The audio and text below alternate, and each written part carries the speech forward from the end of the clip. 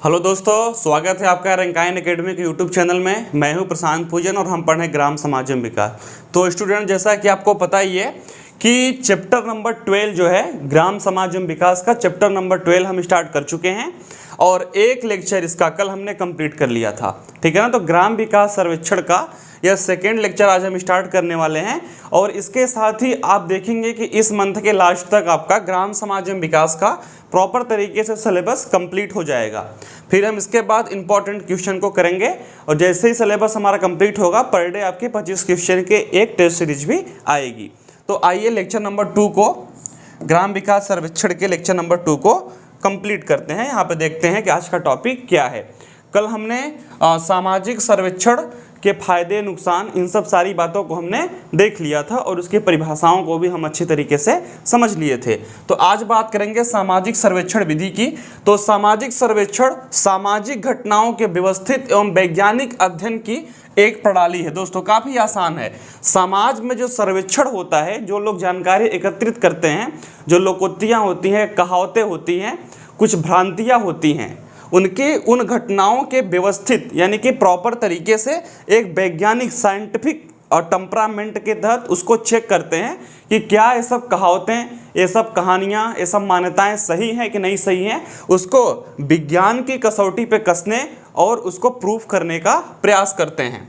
Europe में 18वीं सदी का मतलब 1700 से लेके 1799 ईस्वी को बोलते हैं 18वीं सदी।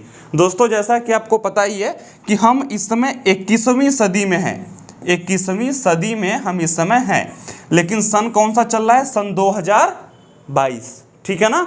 तो 2000 से लेके 2099 तक को हम बोलेंगे 21वीं। तो उसी प्रकार से 18वीं को बोलते हैं 1700 से 1799। ठीक है ना। फिर जैसे ही 1800 आएगा, 1801, 1802, 1803, तो वो वहाँ पे 19वीं सदी हो जाएगी।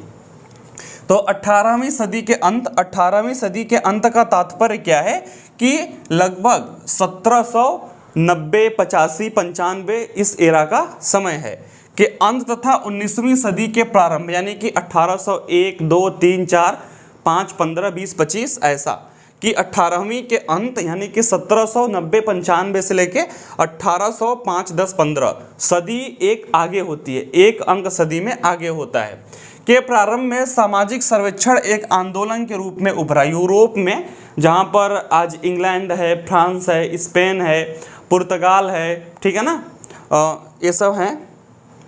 तो वहाँ पर 18वीं सदी के अंत तथा 19वीं सदी के प्रारंभ में सामाजिक सर्वेक्षण एक आंदोलन के रूप में उभरा कि हम अपने समाज में जो विभिन्न प्रकार की भ्रांतियाँ हैं, जो मान्यताएं हैं, जो लोकोक्तियाँ हैं, उन सब को हम एक विज्ञान की कसौटी पे कसने और समझने का प्रयास करेंगे। ठीक है। तो आइए कुछ विद्वान हैं, उनके अनुसार जो सामाजिक सर्वेक्षण विधि है उसको देखते हैं कि यह कितनी कारगर है। ठीक है। तो समाज शास्त्र के आरंभिक विकास की पृष्ठभूमि तैयार करने वाले शैक्षणिक या बौद्धिक कारकों में सामाजिक सर्वेक्षण आंदोलन की भूमिका महत्वपूर्ण रही है। ठीक है। अब बात करते हैं सामाजिक सर्वेक्षण की परिभाषाएं। मॉर्स के अनुसार सामाजिक सर्वेक्षण वैज्ञानिक एवं व्यवस्थित विश्लेषण की एक पद्धति है। समझिए इसको कि जो समाज में सर्वेक्षण होता है वह वैज्ञानिक एवं व्यवस्थित विश्लेषण। विज्ञान का मतलब क्या होता है कि सुव्यवस्थित, सुसंगठित और क्रमबद्ध, यानी कि एक प्रॉपर तरीके से उसके बारे में जानकारी एकत्रित करना कि कोई भ्रम और भ्रांतियां विद्यमान ना रहें, एवं व्यवस्थित विश्लेषण कि उसके बारे में जानकारी लेकर उसको प्रॉपर तरीके से डिफाइन करना। दोस्तों कल मैंने एक शमशान घाट का उदाहरण आपको दिया था, काफ़ी ज़्यादा इंटरेस्टिंग था कि लाश के जल जाने के बाद किस तरीके से वहाँ पर रात में एक प्रकाश यानी कि एक प्रकाश वहाँ से उत्पन्न हुआ और कुछ लोग उसको भूत प्रेत इस तरीके की भ्रांतियाँ मान के डर गए। तो वह एक केमिस्ट्री रासायनिक अभिक्रिया थी जिससे कि प्रकाश उत्पन्न हो गया। तो उसी बात को यहाँ पर बोला जा रहा है कि सर्वेक्षण वैज्ञानिक एवं व्यवस्थित विश्लेषण की एक पद्धति है जिसके द्वारा निश्चित एवं सुपरिभाषित उद्देश्यों के अनुरूप किसी सामाजिक घटना, समस्या अथवा जनसंख्या का अध्ययन किया जाएगा। कि कोई एक सामाजिक घटना, गांव समाज में कोई घटना घटी है या फिर कोई समस्या है, वहां की जनसंख्या के बारे में एक क्रमबद्ध, एक सुव्यवस्थित तरीके से अध्ययन होगा। यह मॉर्स के अनुसार है। अब बात करते हैं वर्गीस के अनुसार। किसी समुदाय का सर्वेक्षण सामाजिक विकास का रचनात्मक कार्यक्रम प्रस्तुत करने हेतु उसकी दशाओं एवं आवश्यकताओं का वैज्ञानिक अध्ययन है। इसको थोड़ा सा गंभीरता से समझिए। किसी समुदाय का सर्वेक्षण, सपोज करिए कि हम किसी समुदाय में गए, हम किसी गांव में गए, वहां के सामाजिक रूपरेखा ढांचे को और उस सामाजिक रूपरेखा और ढांचे के विकास के अनुक्रम को, कि पहले एक किस प्रकार का था, अभी ये किस प्रकार का है और संभावना किस प्रकार की है कि भविष्य में किस प्रकार का होगा, का रचनात्मक कार्यक्रम प्रस्तुत करने हेतु उसकी दशाओं एवं आवश्यकताओं का एक वैज्ञानिक अध्ययन करना है।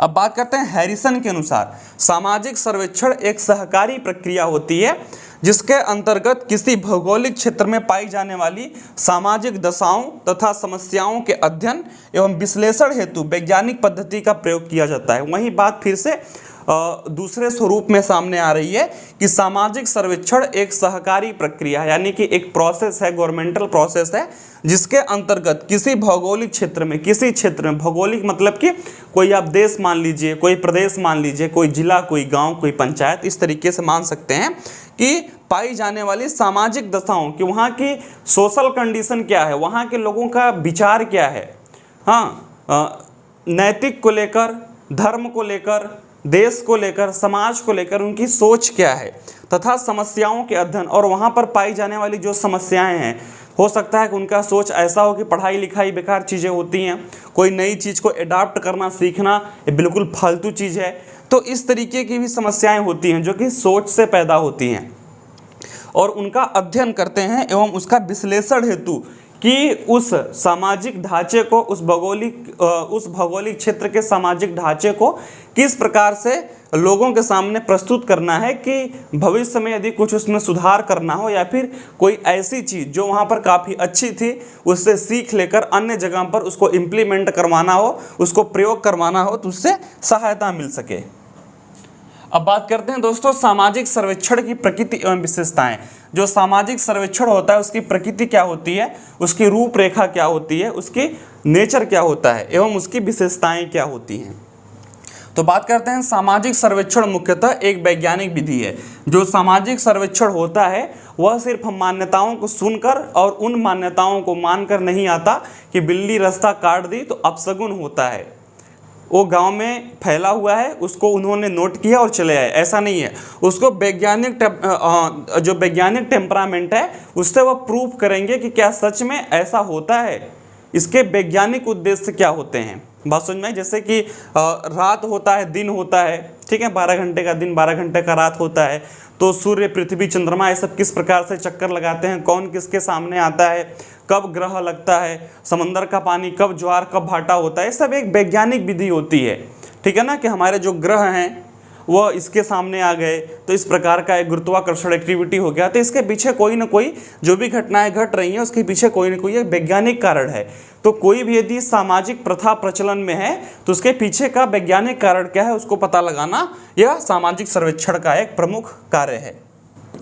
इसमें एक निश्चित भौगोलिक सीमा में समुदाय अथवा समूह का अध्ययन किया जाता है। एक निश्चित भौगोलिक सीमा, ऐसे नहीं कि आप सामाजिक सर्वेक्षण में पूरे विश्व का अध्ययन करने के लिए बैठ जाएं, ऐसा बिल्कुल नहीं होता। उसके लिए एक निश्चित भौगोलिक सीमा, और सामान्यतः यह एक ऐसी भौगोलिक सीमा होती है कि जहाँ का जो कल्चर हो, इन्वायरमेंट हो, जलवायु हो, ठीक है ना, वहाँ की मिट्टी हो, वहाँ का मौसम वह एक प्रकार का हो, ऐसे ही भौगोलिक क्षेत्र को हम इस्तेमाल करते हैं, यानी कि यूज करते हैं। समुदाय अथवा समूह का अध्ययन किया जाता है। इसका मुख्य संबंध विघटनकारी सामाजिक समस्याओं की खोज करने से है। ऐसी समस्याएं जो कि समाज को विभक्त कर देती हैं, बांट देती हैं, विकास के जो विकास हो रहा है समाज में उसमें एक अवरोधक सिद्ध होती हैं, उसमें क्या करती हैं, एक फुल स्टॉप लगा देती हैं। उन कारणों, उन समस्याओं को पता लगाना है कि समाज, आखिर हमारा जो गांव का समाज है वह क्यों पिछड़ रहा है। इसके अंतर्गत सामाजिक विघटन के कारणों का अध्ययन किया जाता है। इस प्रकार यह सामाजिक सुधार और उपचार से भी संबंधित है। आप लोगों को स्पष्ट होगा कि यदि कोई व्यक्ति बीमार है तो सबसे पहले उसको दवा नहीं दिया जाता, सबसे पहले उसका चेकअप होता है और फिर उसकी बीमारी का पता लगाया जाता है। तो उसी प्रकार से यहाँ पर भी सबसे पहले मुख्य संबंध विघटनकारी सामाजिक समस्याओं की खोज करना है, फिर उनकी तह तक जाकर उसको वहाँ पर सॉल्व भी करना है। यदि कुछ ऐसी समस्याएं हैं कि कुछ वहाँ पर योजना चलाने का कार्य कर सकना पड़ता है या फिर कोई एनजीओ वहाँ पर जाकर लोगों को जागरूक करे, तो उन समस्याओं को समझ के वहाँ पे एक जागरूकता या फिर योजना चलाकर उनको चरमोत्थान पे लेकर आना है, उनका भी विकास करना है, उनको भी एक मुख्य धारा से जोड़ने का काम किया जाएगा। यह सामाजिक जीवन के प्रत्यक्ष अध्ययन से संबंधित है कि जो लोगों का जीवन है उनके जीवन से यह संबंधित है। यदि कोई सामाजिक सर्वेक्षण हो रहा है तो लोगों के ऊपर होगा, उनके जीवन शैली के ऊपर होगा, उनकी सोच के ऊपर होगा, उनकी स्थिति के ऊपर होगा, उनके रहन सहन, खान पान, उनकी सभ्यता, उनका कल्चर, उनका पहनावा ओढ़ावा, उसके ऊपर होगा। ठीक है ना। यदि कुछ उसमें भ्रांतियां हैं और उनके समाज में उन भ्रांतियों की वजह से मारपीट हो रहा है, वैमनस्य का एक भाव पैदा हो रहा है, लोग एक दूसरे को काटने मारने को आतुर हैं, ठीक है ना, अच्छी चीज़ें जो हैं उसको अडॉप्ट नहीं कर पा रहे हैं, तो उनको सिखाया भी जाएगा। इसका मतलब कतई ये नहीं है कि उनकी कल्चर को बदल कर उनके ऊपर कोई कल्चर थोपा जाएगा। सिर्फ उन्हीं समस्याओं को दूर किया जाएगा कि जो समाज में एक विघटनकारी की तरह प्रस्तुत हो रही हैं, कि उनकी वजह से समाज में अलगाव, नफरत की भावना पैदा हो रही है। इसमें तथ्यों का प्रस्तुतिकरण एवं प्रकटीकरण किया जाता है कि कौन से तथ्य जिम्मेदार हैं किस कार्य के लिए, उसका भी एक अच्छी तरीके से विश्लेषण किया जाता है। दोस्तों बात करते हैं सामाजिक सर्वेक्षण के उद्देश्य। सामाजिक घटना का वर्णन करना है। यदि कोई समाज है वहाँ पे कौन कौन सी घटनाएं घटित हो रही हैं उसका अच्छी तरीके से वर्णन करना, यह एक सामाजिक सर्वेक्षण का मुख्य उद्देश्य है। सामाजिक समस्याओं का वैज्ञानिक अध्ययन करना। यदि कोई समाज में समस्याएं हैं तो लोग उसको मान्यता मानकर बर्दाश्त कर लेते हैं कि यहाँ पे बाढ़ आ गया तो बाढ़ से बचने के लिए जो ज़रूरी चीज़ें होती हैं वह नहीं करते, बल्कि ये बोल देते हैं कि इस देवी का श्राप है, इसका श्राप है, इस क्षेत्र में अधर्म कार्य हुआ है, कुछ ऐसा हुआ है तो इसलिए बाढ़ आई है, बल्कि वह भौगोलिक कारणों की वजह से बाढ़ आती। हो सकता है कि बरसात अधिक हो गई हो, ठीक है ना, मिट्टी का कटान ज़्यादा हो गया हो, कुछ इस तरीके की एक्टिविटी हुई हो कि बाढ़ आ गई हो, तो उसको एक वैज्ञानिक तरीके से समझना है, सिर्फ अंधविश्वास में नहीं पड़ना है। कार्य कारण संबंध की खोज करना है। कोई कार्य हो रहा है तो उसके पीछे का क्या कारण है। उपकल्पना का निर्माण तथा निरीक्षण करना, कि सिर्फ काल्पनिक बातों पे जो लोग भरोसा करके अपने जीवन को आगे लेके जा रहे हैं उनको उनसे निजात दिलाना और वास्तविकता से परिचय कराना। सामाजिक सिद्धांतों का पुनः परीक्षण करना। यदि कोई समाज में कोई नियम कानून पहले से ही व्याप्त है कि ऐसा ही होता है, क्यों होता है मत पूछो, बस होता है तो होता है, तो उसको एक तह तक जाना कि ऐसा क्यों होता है उसके बारे में भी जानकारी देना। अब बात करते हैं सामाजिक सर्वेक्षण के प्रमुख कारण। जनगणना तथा विदर्शन सर्वेक्षण, पूर्वगामी तथा मुख्य सर्वेक्षण, ये सब ऐसे सर्वेक्षण हैं जो कि हो चुके हैं समाज में, जिसको आप लोग देख सकते हैं।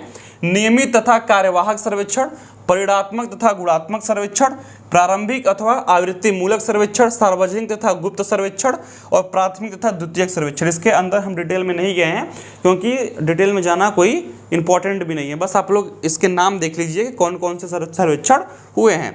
अब बात करते हैं दोस्तों सामाजिक सर्वेक्षण के गुण क्या होते हैं। जो सर्वेक्षण हुए हैं इनकी प्योरिटी क्या है, इनका गुण क्या है। तो समस्याओं का वैश्विक अध्ययन, कि यदि कोई समाज में समस्याएं है तो उसका एक वैश्विक, एक विस्तार से अध्ययन करना। सामाजिक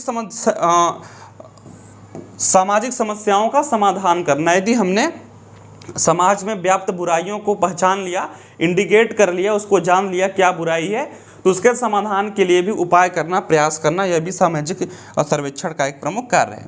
वैध प्राक कल्पनाओं का निर्माण करना, कि जो लोग किसी कपोल कल्पना में जी रहे हैं कि ऐसा ही होता है तो वह क्यों होता है उसकी भी उन्हें जानकारी देना। प्रामाणिक एवं निर्भर योग्य सरल विधि सामाजिक सिद्धांतों की पुनर्परीक्षा। यदि कोई समाज में कोई सिद्धांत, नियम, कानून पहले से व्याप्त हैं कि अरे ऐसा ही होता है, उसके पीछे का कारण उनको बताना। अब बात करते हैं दोस्तों सामाजिक सर्वेक्षण के दोष क्या हो सकते हैं। हमने तो गुण काफ़ी पढ़ लिए, अब कुछ दोष पर भी विचार करिए। आप लोग सोचिए कि आखिर हमने अभी खूब अच्छी अच्छी बातें की कि किस प्रकार से समाज में परिवर्तन आएगा, कोई विघटनकारी कोई घटना, कोई समस्या, कोई भ्रांतियां समाज में हैं तो दूर हो जाएंगी, ठीक है ना, उस समाज का विकास होगा, जो भी चीज़ वहाँ पर कमी है उसकी योजना चलाई जाएगी। तो इतनी तमाम अच्छी अच्छी बातें करने के बाद हम दोष पे आएंगे कि आखिर इतनी अच्छे कार्य करने में क्या कोई गलतियां भी हो सकती है, क्या इसका विपरीत प्रभाव भी पड़ सकता है, उसके बारे में भी समझेंगे। तो सामाजिक सर्वेक्षण के अंतर्गत अध्ययन की जाने वाली समस्याओं तथा घटनाओं का क्षेत्र बहुत सीमित होता है। दोस्तों, इतना बड़ा देश है, विश्व है, यह सामाजिक सर्वेक्षण हर जगह संभव नहीं है। कुछ एक विशेष क्षेत्र का ही चयन होता है और उस विशेष क्षेत्र में कुछ विशेष तरीके से, ठीक है ना, और कुछ विशेष पॉइंट पर ही अध्ययन होता है, यानी कि विस्तार में संपूर्ण देश में, संपूर्ण विश्व में इतने बड़े स्तर पर, व्यापक स्तर पर सामाजिक सर्वेक्षण का संचालन कर पाना संभव नहीं है। अब बात करते हैं सामाजिक सर्वेक्षण के द्वारा मात्र उन्हीं घटनाओं का अध्ययन संभव है जो मूर्त अथवा स्थूल प्रकृति की हों, यानी कि जो घटनाएं घट रही हों या फिर प्रचलन में घट चुकी हों, ठीक है ना, यानी कि उन घटनाओं का प्रभाव आज भी समाज पे दिखाई देता हो। ऐसा नहीं है कि 100 साल पहले कोई एक सामाजिक कल्चर था तो उसके बारे में कैसे अध्ययन होगा, तो उतना भी डीपली अध्ययन नहीं करते। जो समाज में अभी हाल फिलहाल में समस्याएं विद्यमान हैं उसके बारे में ज़्यादा अध्ययन होता है। सर्वेक्षण द्वारा केवल वर्तमान सामाजिक घटनाओं अथवा समस्याओं का ही अध्ययन किया जाता है कि आज के समाज में जो समस्याएं हैं, आज का समाज जिन समस्याओं से परेशान है, सिर्फ उसी का ही अध्ययन होता है। 100 साल पहले कोई समाज कोई विशेष प्रकार की समस्याओं से घिरा हुआ था, लेकिन आज के समय में उस समस्या का कोई अस्तित्व तो नहीं है। बस वो सब समस्या किताबों में लिखी गई हैं, उस समस्या पर कोई अध्ययन नहीं होता।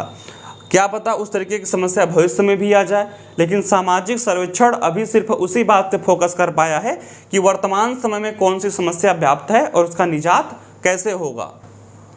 सामाजिक सर्वेक्षण में अधिक समय लगने के साथ ही यह बहुत व्ययपूर्ण भी होता है। जब किसी बात की डिटेलिंग में हम जाते हैं, लोगों से एविडेंस एकत्रित करते हैं, कुछ लोग हमारी सहायता करते हैं, कुछ लोग नहीं करते, तो यह एक काफ़ी समय लेने वाला प्रोसेस बन जाता है और ऐसा करने में खर्च भी ज़्यादा आता है।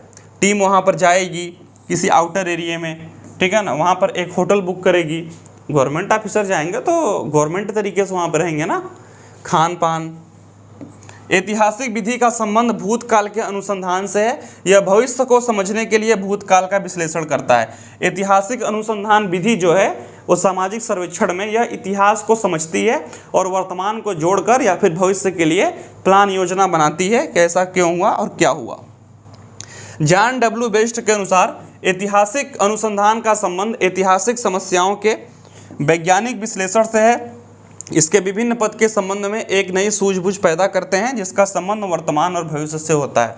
ऐतिहासिक अनुसंधान का संबंध जो ऐतिहासिक खोजें होती हैं, जो भूतकाल की चीज़ों को परतों खोलती हैं और उनके बारे में जानकारी एकत्रित करती हैं। ऐतिहासिक समस्याओं के वैज्ञानिक विश्लेषण से है कि इतिहास में कोई समस्या आई थी तो उसके पीछे का वैज्ञानिक कारण क्या था। सिर्फ इतना ही नहीं कि कोई समस्या आई थी तो लोग उसको एक भ्रांति या फिर धर्मांध होकर कि अरे ये तो दैवी प्रकोप था, कुछ इस प्रकार का था, ऐसा मान कर ना रहें, उसके पीछे के वैज्ञानिक कारणों को समझे। इसके विभिन्न पद के संबंध में एक नई सूझबूझ पैदा करते हैं कि उस खतरे के लिए एक सूझबूझ पैदा हो जाए कि यदि भविष्य में यदि उस प्रकार का खतरा दिखे तो लोग वैज्ञानिक तरीके से उसको डिफीट कर सके।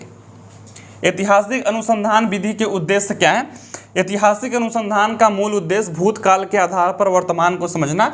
यह काफ़ी आसान है कि हम किसी इतिहास की घटना को समझते हैं तो हम उससे सीख लेते हैं कि भविष्य में ऐसी गलती दोबारा ना करें। यदि कोई अच्छी चीज़ हमारे भूतकाल में हुई है और अभी वह चीज़ हमसे छूट गई है तो उसको भी हम किस तरीके से अपने जीवन में उतार लें कि जिससे समाज का, देश का, विश्व का फायदा हो।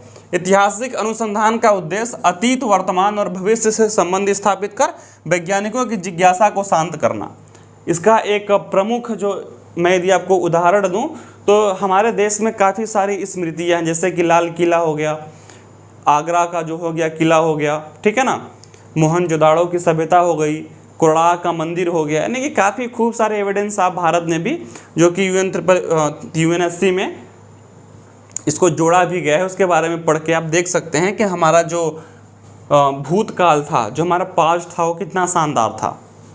ऐतिहासिक अनुसंधान विधि का क्षेत्र क्या होता है? संस्थाओं द्वारा किए गए कार्य, संवैधानिक व्यवस्था का अध्ययन कि किस प्रकार का जो संवैधानिक व्यवस्था हमारे देश में थी, अंग्रेजों के टाइम में थी, मुगलों के टाइम में थी, लोधी वंश में थी, ठीक है ना, या फिर इस प्रकार की किस प्रकार का एक स्ट्रक्चर हमारे देश में काम करता था, उसकी भी एक अंडरस्टैंडिंग होनी चाहिए। और शैक्षिक एवं मनोवैज्ञानिक विचारों की विकास की स्थिति का अध्ययन, कि जब इस रूलर का शासक था तो समाज की एक मनोवैज्ञानिक यानी कि सोच कैसी थी, जब विदेशियों का शासन हुआ तो सोच कैसी थी, लोग क्या अपने आप को सच में गुलाम मानते थे कि वो अपने आप को पराजित हुआ मानते थे, यानी कि उनकी सोच कैसी थी, और आज के समाज में जो हमारे भाई बहन दोस्त यार हैं उनकी सोच कैसी है, तो उनको एक तुलना करने में भी आसानी होती है। ऐतिहासिक अनुसंधान के चरण क्या होते हैं? समस्या का चुनाव और समस्या का सीमा निर्धारण करना, कि कौन सी समस्या का हमें पता लगाना है और कहाँ तक डीपली जाना है, इसका सबसे पहले चुनाव करना है। परिकल्पनाओं का निर्माण करना है कि ये चीज़ें कहाँ तक हो सकती हैं। तथ्यों का संग्रह करना है, जो भी एविडेंस मिले, और संग्रहित तथ्यों की प्रामाणिकता की जांच कर रही है, जो तथ्य मिल गए उसकी प्रामाणिकता की जांच कर रही है, ऐसा ना कि कोई गलत अफवाह फैल जाए। तथ्य विश्लेषण के आधार पर परिकल्पनाओं की जांच करना, परिणामों की व्याख्या और विवेचना करना, कि जो आप जिस आंसर पे आए हैं उसको बस लिख के ना छोड़ दें, उस आंसर को प्रॉपर तरीके से डिफाइन करें कि किस प्रकार से सत्य है और क्या है। ऐतिहासिक अनुसंधान विधि का महत्व, ऐतिहासिक अनुसंधान विधि के निम्नलिखित महत्व हैं, उसको हम देखेंगे यहाँ पर। निम्न तथ्यों से समझा जा सकता है कि यह अतीत के आधार पर वर्तमान का ज्ञान प्राप्त करने में सहायक होता है। मैंने आपको पहले भी बताया, इतिहास का सबसे बड़ा फायदा क्या होता है कि जो चीज़ें अतीत में घट चुकी हैं उसको किस प्रकार से वर्तमान में उसका फायदा लिया जाए, जो गलतियाँ अतीत में हुई हैं किस प्रकार से उसको सुधारा जाए। यह अतीत के प्रभाव का मूल्यांकन करने में मदद करता है, साथ ही वर्तमान संदर्भ में प्रभावों को जानने में सहायक होता है कि अतीत में क्या था और वर्तमान में क्या है। इस विधि की व्यवहारिक उपयोगिता भी पाई जाती है, क्योंकि यह तुलनात्मक अध्ययन के साथ महत्वपूर्ण कार्यों, रीति रिवाज एवं विद्वानों के विधानों को समझने में महत्वपूर्ण भूमिका निभाता है। अब बात करते हैं ऐतिहासिक अनुसंधान विधि की सीमाएं और समस्याएं। तथ्यों में बिखराव पाया जाता है कि कुछ एविडेंस ऐसे मिलते हैं और कुछ पुराने एविडेंस ऐसे मिले थे, या फिर कोई दूसरा खोज किया तो वो कुछ अलग तथ्य पे गया, उसमें हमेशा कॉन्ट्राडिक्शन होने की संभावना बनी रहती है। प्राप्त प्रलेख क्रम में नहीं पाए जाते हैं, कि एक ऑर्डर में नहीं पाए जाते हैं, तो उनके बीच में एक समन्वय स्थापित करना थोड़ा सा कठिन होता है। वस्तुनिष्ठता की समस्या पाई जाती है और सीमित उपयोगी सिद्ध होती है। ठीक है, अब बात करते हैं वैज्ञानिक पद्धति क्या होती है। अभी तो हमने ऐतिहासिक देखा, अब हम वैज्ञानिक पद्धति को समझते हैं। तो वैज्ञानिक पद्धति वह पद्धति है जिसमें केवल तथ्यों का अध्ययन करने के ज्ञान प्राप्त नहीं किया जाता, बल्कि तथ्यों को क्रमबद्ध रूप से व्यवस्थित किया जाता है। जैसे आपको विज्ञान की परिभाषा भी पता है, सुव्यवस्थित, सुसंगठित, क्रमबद्ध। ठीक है ना, तो सिर्फ तथ्य को जुटाना नहीं, उन तथ्यों में किस प्रकार से समन्वय है, कैसे एक ऑर्डर में उसको बैठाया जाए, कोई भी चीज़ कैसे और किस रूप में आगे बढ़ी, उसका भी अध्ययन वैज्ञानिक पद्धति में होता है। अतः वैज्ञानिक पद्धति एक ऐसा वैज्ञानिक तरीका है जिसके माध्यम से सामाजिक समस्याओं का अध्ययन व्यवस्थित ढंग से होता है। यदि कोई सामाजिक समस्या है वह किस प्रकार से उत्पन्न हुई, फिर कैसे आगे बढ़ी, अभी कहाँ पर है, तो उसको एक क्रमबद्ध तरीके से अध्ययन करना यह वैज्ञानिक पद्धति में आता है। और इससे प्राप्त सार्वभौमिक एवं सर्वमान्य होते हैं। जो वैज्ञानिक पद्धति से जो हमें ज्ञान प्राप्त होता है, जो तथ्य, जो एविडेंस प्राप्त होते हैं, वह सर्वमान्य होते हैं, क्योंकि उनका आपस में एक संबंध होता है और लोग उसको रिलेट कर पाते हैं और समझ पाते हैं। वैज्ञानिक पद्धति का अर्थ एवं परिभाषा। लुंडबर्ग के अनुसार विस्तृत अर्थ में वैज्ञानिक पद्धति व्यवस्थित अवलोकन, वर्गीकरण एवं निर्वचन है। यानी कि उसी बात को यहाँ पर दोहराया जा रहा है कि सुव्यवस्थित होना चाहिए, क्रमबद्ध होना चाहिए और सर्वमान्य होना चाहिए। गूडे एवं हार्ट के अनुसार विज्ञान समस्त अनुभव सिद्ध संसार के प्रति दृष्टिकोण की एक पद्धति है। यह सब विभिन्न विभिन्न विज्ञानों द्वारा अपनी विभिन्न विभिन्न सोच है, उसको आप लोग यहाँ पर देख सकते हैं। ठीक है ना। सत्यापनशीलता, इस विधि या पद्धति द्वारा प्राप्त निष्कर्ष सर्वमान्य एवं सत्यापनशीलता होते हैं।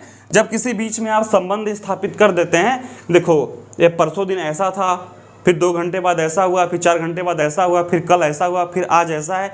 जब आप किसी चीज़ को एक क्रमबद्ध और डेटा अनुसार प्रॉपर तरीके से लोगों के सामने पेश करते हो तो उनको प्रूफ हो जाता है, यानी कि उनको एविडेंस मिल जाता है कि यह बात सही बोल रहा है। अब बात करते हैं वैज्ञानिक पद्धति के उद्देश्य या कार्य। तथ्यों की वैज्ञानिक व्याख्या करना, बिल्कुल सही बात है। विषय वस्तु का वैज्ञानिक रूप से समझना, किसी भी घटनाक्रम को, किसी भी वस्तु को, किसी भी चीज को, उसको एक वैज्ञानिक तरीके से समझना एवं वर्गीकरण करना, अर्थात बोध एवं विवरण। विषय वस्तु का मूल्यांकन, भविष्यवाणी करना था नियंत्रण करना। यदि किसी चीज के हम क्रम को, घटना को समझ लेंगे कि एक घटना पिछले 100 वर्षों से चल रही है, या धीरे धीरे आज तक यहाँ तक पहुँची है, तो कल कहाँ तक जाएगी। ठीक है ना। और इससे बचने के उपाय क्या हो सकते हैं। यदि यह देश समाज के लिए विनाशकारी है और अभी तक यह घटना घट के यहाँ तक आई है, इसको किस प्रकार से रोका जाए उसके तह तक भी जाना, यह सब वैज्ञानिक पद्धति का एक कार्य होता है। सार्वभौमिक सिद्धांतों की स्थापना करना, कि ऐसा नियम बनाना कि जो कि सबके लिए मान्य हो, सब लोग उसको एक्सेप्ट करें। सामाजिक अध्ययन को वैज्ञानिक बनाना, किसी भी सामाजिक सोच को, विचारधारा को, ठीक है ना, उसको एक वैज्ञानिक रूपरेखा देना। अब बात करते हैं वैज्ञानिक पद्धति के प्रमुख चरण कौन से होते हैं। जिस प्रकार से हमने ऐतिहासिक चरण को देखा था उसी प्रकार से हम वैज्ञानिक चरण को भी देखेंगे। तो समस्या का चुनाव करना सबसे पहले, जब तक समस्या नहीं होगी पता तब तक खोज कहाँ से होगा, इसलिए सबसे पहले समस्याओं का चुनाव होता है, फिर उसकी तह तक जाते हैं, इसके सलूशन को खोजते हैं। फिर चरों का चयन करना, फिर सामग्री का संकलन करना कि कौन कौन सी जो सामग्री होगी उस कार्य के लिए लगेगी। निदर्शन या प्रतिचयन का निर्धारण करना और प्रतिवेदन तैयार करना या निष्कर्ष निकालना, फिर सामग्री का विश्लेषण करना, यानी कि सारा प्रोसेस है किस प्रकार से प्रॉब्लम को वहाँ पे देखा जाएगा, फिर किस प्रकार से संसाधन एकत्रित होंगे, लोग जाएंगे, फिर वहाँ पर तथ्य खोजे जाएंगे, फिर उसका विश्लेषण होगा, देखिए हमने क्या पाया। अब बात करते हैं तुलनात्मक विधि या पद्धति। तुलनात्मक विधि या पद्धति, इसके बारे में भी देखते हैं। तो शोध की वह विधि जिसमें सामाजिक घटनाओं के बीच पाई जाने वाली समानताओं या असमानताओं की तुलना करके व्यवस्थित निष्कर्ष निकाला जाए। देखिए सपोज करिए कि यदि दो जगह कोई भिन्न भिन्न सामाजिक घटनाएं पाई गई तो उनके बीच में एक तुलना करना, यहाँ पर ऐसा था तो यहाँ पर कैसा था, ठीक है ना, यहाँ पर ये मिला तो यहाँ पर क्यों मिला। जैसे यदि आपके गांव में कोई चीज़ बिकती है, ठीक है ना, आपके देश में कोई चीज़ बिकती है और वही चीज़ 600 किलोमीटर दूर सेम स्ट्रक्चर में, सेम आकार में, सेम रूपरेखा में पाई गई, तो आप क्या बोलेंगे, यार यहाँ से यहाँ लग रहा है व्यापार होता था, सेम चीज़ मिली है, ठीक है ना। उसी प्रकार से समतुलनात्मक अध्ययन होता है जो कि तुलनात्मक विधि का एक पद्धति है। यह एक ऐसी पद्धति है जो विभिन्न सामाजिक तथ्यों की तुलना करके उनकी व्याख्या और विश्लेषण करती है। जब हमें पता चल जाएगा कि दोनों में क्या समानता है तो हम प्रॉपर तरीके से इसकी व्याख्या भी कर सकते हैं, इसको हम उल्लेखित कर सकते हैं। काफ़ी आसान होता है तुलना करके और चीज़ों को समझना, ठीक है, कि 4 चीज़ें मिल गई तो 5वीं नहीं समझ में आ रही है तो यहाँ से देख लिए 5वां चीज़, ठीक है ना, यानी कि तुलना करके इसको और समझना। अब परिभाषा देखते हैं गिन्सबर्ग के अनुसार तुलनात्मक पद्धति या विश्लेषण का तात्पर्य केवल कुछ सामाजिक घटनाओं के बीच तुलना करना ही नहीं होता बल्कि तुलना के माध्यम से उसकी व्याख्या करना भी होता है। जैसे सपोज करिए कि एक चीज़ ए है, एक चीज़ बी है, 3 चीज़ें इसकी मिल गई, ठीक है ना, और एक चीज़ इसमें है जो कि उसमें नहीं है, तो हम तुलना करके समझ सकते हैं कि जब दोनों चीज़ एक ही है तो फिर यही चीज़ वहाँ भी होगी। यानी कि इस घटनाक्रमों को जोड़कर और उसका तुलना करके हम चीज़ों को समझ सकते हैं, ठीक है ना। रेडक्लिफ ब्राउन के अनुसार तुलना पद्धति का विश्लेषण वह है जिसके द्वारा हम विशिष्ट से सामान्य तक पहुंचते हैं। इसके अंतर्गत हम निम्न का अध्ययन करते हैं, जैसे विभिन्न वर्गों में पाए जाने वाले रीति रिवाज का तुलनात्मक अध्ययन, यह काफ़ी आसान होता है, ठीक है ना। समाज के अंतर्गत होने वाले परिवर्तनों का अध्ययन और विशिष्ट सामाजिक घटनाओं का अध्ययन, यह तुलना करके दो कल्चरों का समतुलनात्मक अध्ययन करके इसको हम काफ़ी अच्छे तरीके से समझ सकते हैं कि जब दोनों जगह रीति रिवाज सेम था तो 4 चीज़ यहाँ के एविडेंस मिल गए तो 5वां चीज़ वहाँ से जोड़ के हम इसको समझ सकते हैं। तुलनात्मक विधि का चरण क्या होता है, जिस प्रकार से हमने ऐतिहासिक विधि देखी थी, फिर हमने वैज्ञानिक विधि देखी, फिर हम तुलनात्मक विधि को भी विस्तार से यहाँ पर समझ रहे हैं। तो अध्ययन से संबंधित विषय या इकाइयों का अवलोकन करना, संबंधित सामाजिक तथ्यों का संग्रह करना, सामाजिक तथ्यों को एक वर्ग में रखकर वर्गीकृत करना और सहसंबंध या पृथक्करण का मूल्यांकन करना और प्रभावी तथ्यों को ज्ञात करना और सामान्यीकरण करना। कि तुलनात्मक विधि में क्या होता है कि दो कल्चर में यदि कुछ समानताएं हैं तो उनको आपस में कुछ यहाँ से जानकारी एकत्रित करना, कुछ यहाँ से जानकारी एकत्रित करना और दोनों का तुलनात्मक अध्ययन करके एक प्रॉपर तरीके से उसकी रूपरेखा और आंसर तक काफ़ी आसानी से पहुँच पाना इस विधि का एक मुख्य उद्देश्य होता है। तो दोस्तों आप लोगों ने देख लिया कि हमने इसमें सामाजिक शोध प्रणाली में इस लेक्चर को अपने कंप्लीट कर लिया है। तो मिलते हैं नेक्स्ट वीडियो में, तब तक के लिए धन्यवाद।